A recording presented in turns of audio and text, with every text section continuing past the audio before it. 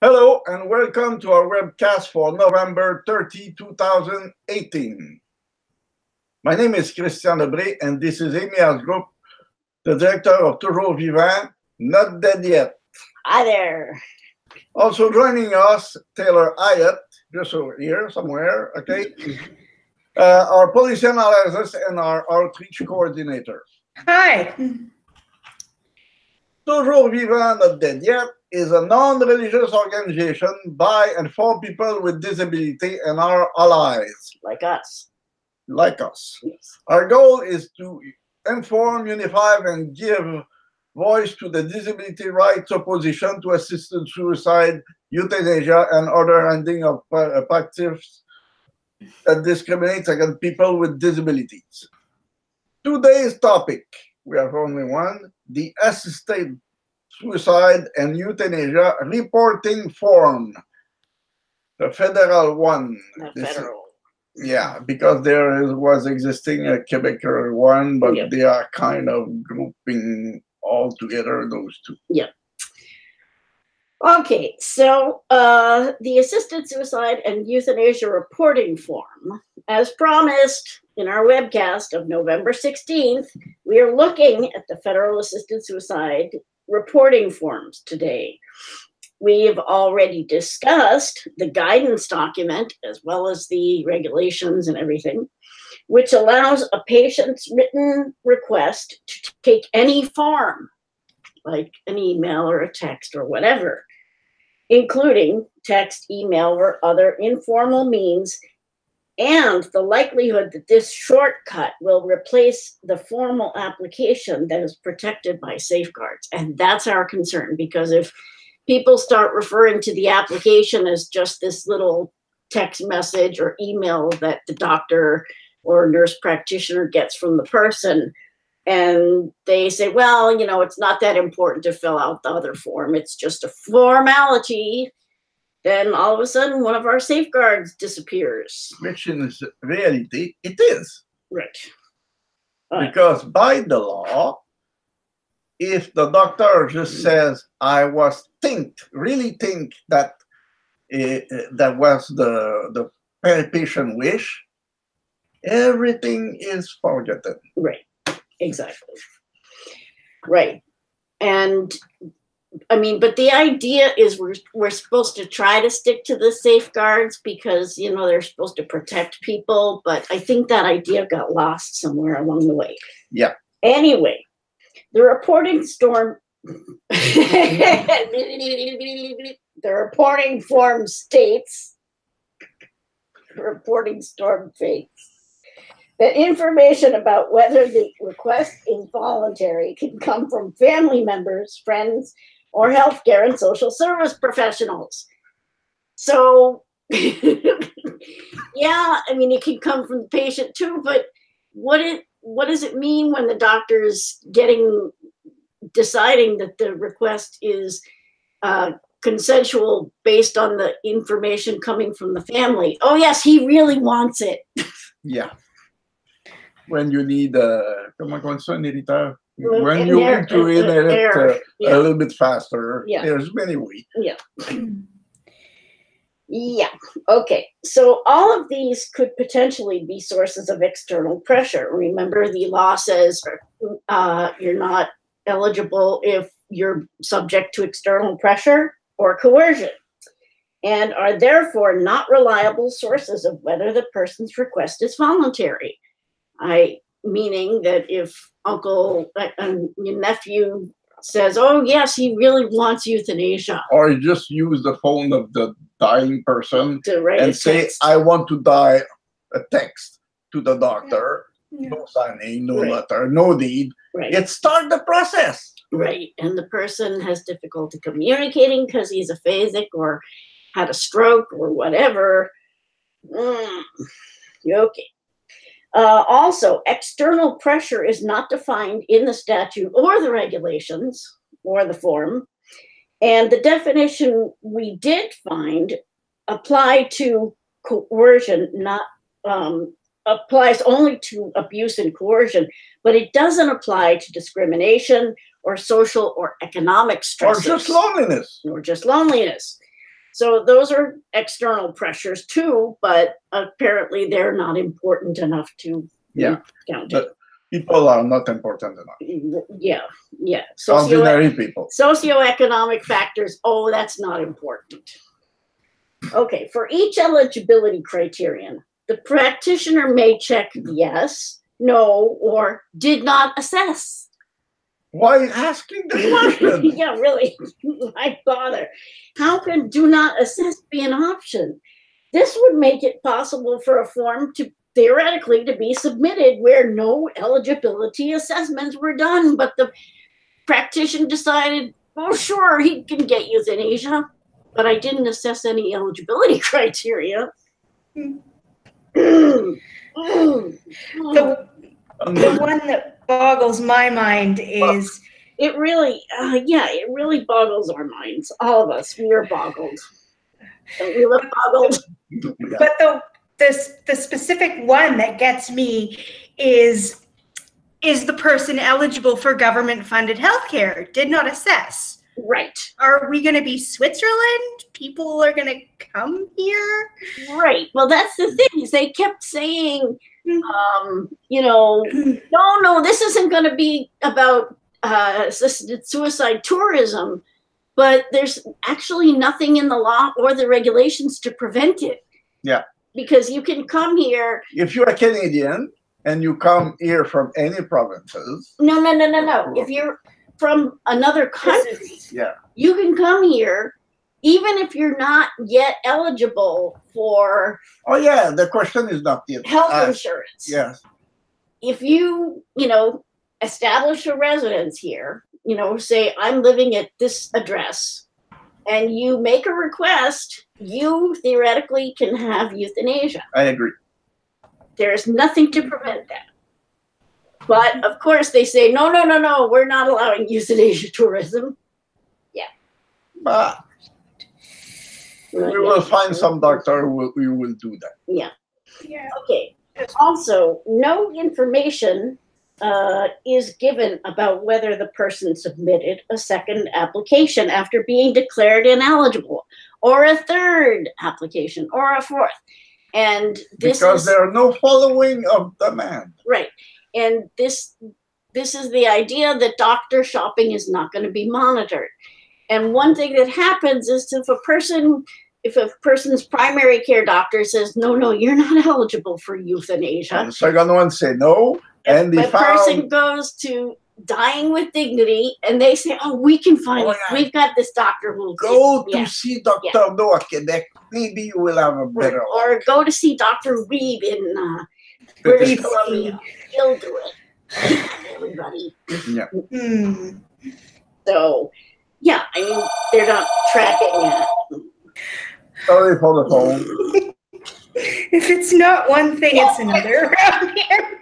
Can't get through this without some problem. In French, we had a barking dog. Yeah, okay, there is no space for practitioners to describe how decision-making capacity was determined. Okay.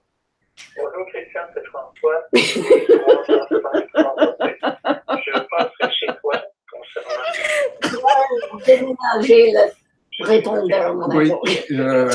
Au moins baisser le volume. I agree. Okay. So there is no space for practitioners to describe how decision-making capacity was determined. In other words, what criteria, procedures, or tests were used. Some psychiatric conditions can affect decision-making processes, so evaluation of the person's mental health is essential. And they ask, did you assess their ability to make decisions? Yes, no, did not assess. But it doesn't give the person space to talk about what they did and how they did it. And we did a webcast a while back about how the assessment process should be done, that it should be a fairly detailed process to determine a person's abilities to understand and interpret the information and make decisions, but apparently they don't.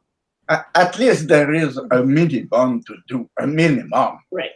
But they doesn't ask for. right, they just, the doctor's opinion is enough, and that's And we said that most doctor will do a reasonably good job. right. But as all people existing, there's some who will not do that. Right. And there are people who were not capable of making decisions, and we've done webcasts on that problem, and yet who were euthanized in other countries. And we know this is going to happen, yet no one seems to care. All right. Following section 3, the eligibility criteria, the form asks practitioners if they consulted other healthcare professionals, such as a psychiatrist or the patient's primary care provider. Hey, what an idea. And there are two problems that leap to mind because of this. One is it's not mandatory. So you would think that the first thing a doctor would do when they receive a request for euthanasia is to talk to the person's primary care doc. But that's not mandatory. And in fact, the doctor could, euthanize a person completely in isolation without consulting anybody. Yeah. Health Canada does not require that the practitioner consult with or report having consulted with another healthcare professional. So even if the doctor's checked in with somebody, they don't have to report it. Yeah, and even if they report it, doesn't care. Right.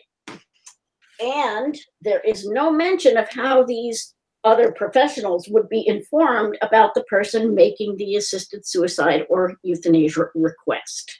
If the consultant does not speak to the person directly, the information on which they base their opinion will be filtered through the lens of the practitioner's biases and prejudices. The choice of professionals that they listed also seems strange. A speech therapist was on their list. And without a consistent and accurate way to communicate, you'll be isolated. And yet the one who can help you with your communication problems is going to be the one to hear about your death wish. Will they see the problem there and act on it? Right. Or will they just say, oh, yes, it's so horrible not to be able to communicate. I think that this person should die. And the other thing is, are they going to point out the fact that there's an accessibility problem if the person has trouble communicating and there's no provision made for them to communicate effectively, both receptively and expressively? Right. Yeah. Okay. So as well, there's no space given for practitioners to discuss what evidence led them to decide that the person's condition was in a, quote, advanced state of irreversible decline, unquote, or why the practitioner believes that death has become, quote, reasonably foreseeable. Unquote. And this is the law. Right. It's supposed to be the law. These are standards that are not defined by the law. So there should be an explanation about why the practitioner thinks that the person is, that their condition is irreversible, advanced state of irreversible decline, or and the that death is reasonably foreseeable. Right. There should be a place to explain, but there isn't. And there is a kind of consensus in the medical saying 6 months is reasonable. Well, but right now, what they are doing, they try to put a year as a reasonable. Well, they haven't given a time period. No. And the decision that came out of Ontario in June of 2017 basically was on a concern of person with osteoarthritis, and there was no specific time period assigned to what was reasonably foreseeable in terms of her death. The death of everybody is reasonably foreseeable because everybody will die. Right. Yeah. So, basically there's no specific time, and so doctors can just interpret it any way they want. And that would call for even even more urgently call for an explanation of how the doctor came to this decision. But no, there's no space for an explanation. Not at all. And there is a trouble about that, because the length between the real death and the foreseeable death, shorter it is, more precise it is. But as long it is, it's exponentially wrong. Right. Yep. So if you take, you say it's a year from the reasonable foreseeability death, you will have a lot of people who will outlive the prognosis. Yeah. or be dead without any reason. Right. Yeah. Right. Okay. In our last webcast, we pointed out the effect of the second assessment is still unclear, was still unclear at that point. In other words, we didn't know whether the second opinion had any impact or not.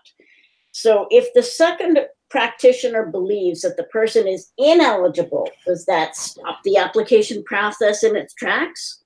Or would the practitioner's assessment just be a rubber stamp where their opinion that the person is ineligible simply causes the first medical professional to seek another second opinion until they find someone who agrees that the person is eligible?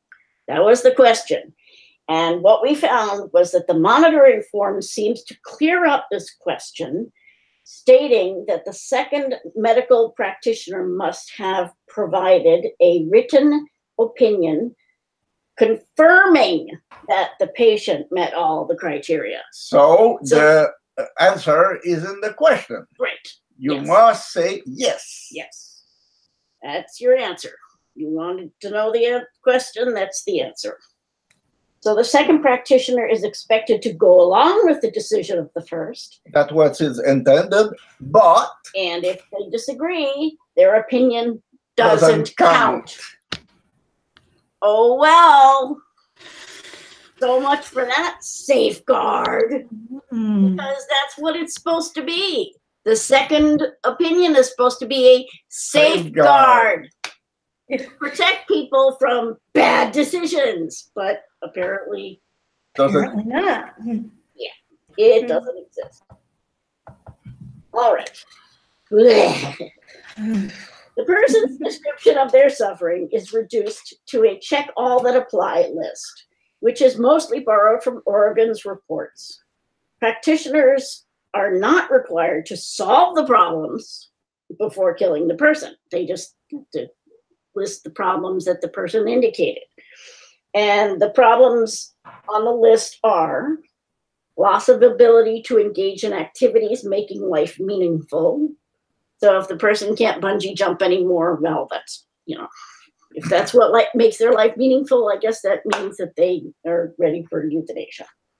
Loss of dignity, which is, as you said, impossible, because the dignity came when you are born, and Right. it ends when you're dead. right, But exactly. between those 2 points, you are as Dignified. Dignified. Everybody. Sorry. Right. Everybody, dignity is not something that disappears because of disability. People may perceive because of prejudice that they have less dignity, but that's prejudice. That's not loss of dignity. You could lose a bit of dignity, or maybe all, if you become a killer or things like that. But you could not lose dignity because you're not able to control anymore your bladder. Yeah. Right. Which is a good thing for me because I'm postmenopausal. Okay. Too much information. Don't. Just a little bit. Poor Taylor. We're abusing her. Wait, was that abusing or amusing? Abusing. We're abusing. Maybe I'm using too. That too. Sorry. Inadequate pain control or concern about it. Inadequate control of other symptoms or concern about it. And that has an asterisk next to it, as does isolation or loneliness, or loss of ability to perform activities of daily living, i.e. bathing, food preparation, and finances. Well, hey, isn't that the definition of disability? Exactly. Yeah. So what they're saying is that being disabled is reason enough to kill yourself. Yeah, or to be killed. Okay, or other, which with it gives room for and to specify what other means. Finally, gives room to explain. So just to note that the last three items with an asterisk are not on the Oregon and Washington reports. But this whole thing about saying that loss of ability to perform activities of daily living as a reason for euthanasia, there's a problem here. Yeah, like that. Go ahead. Natural aging, you're going to need assistance at some point. Yes. Yeah. Yeah. I agree. Yeah. Okay. And as we've noted, most of these are disability issues unrelated to approaching death. In the other information section, the form asks about palliative care and whether disability support services were needed, available, received, and used. And there are a couple of notes about that because disability support services are described in footnote 3. They include assistive technologies, adaptive equipment, rehabilitation services, personal care services, and disability-related income supplements, which we know keeps people in poverty. Notably, peer support is missing. Peer support is crucial to adapting to a new disability. This is the most important one. Right. If having somebody who isn't disabled say, yes, you can get on with your life, it just doesn't have a lot of credibility. You need someone who's disabled, who's been there to help you get through that grieving process of explaining and have the credibility because they was there before. Yes. Yeah. And it's just amazing how much of disability policy has been developed by non-disabled people for disabled people, which is why we say nothing about us without us. Yes. Okay. And another problem here is that it's possible for the medical professional to declare that they, quote, didn't know whether disability support services were needed or available. Why asking the question? Right. Exactly. They didn't know, or they didn't know. Easy. Yeah. And you know, if the person is making this assessment about whether the person lives or dies, if the practitioner is making this assessment, they really ought to know. But in fact, most doctors have no idea about disability services. I wonder if... Didn't know. Right. And even if they know something else, doesn't matter because it doesn't count. Right. Yeah. I wonder if the nature of medical specialization might come into play. Yeah. Say, hypothetically, I see a doctor for a kidney issue, but he's not going to know what to do with muscle weakness and adapting my kitchen at home. Right. Exactly. Right. And in fact, I recently ran into a situation where I had to inform a psychologist that they are contemplating extending eligibility to people with, whose only issue is psychiatric. She didn't know. I feel like most people... No, including people who have written those law and those form and everything like that. Right. Yeah. I didn't know.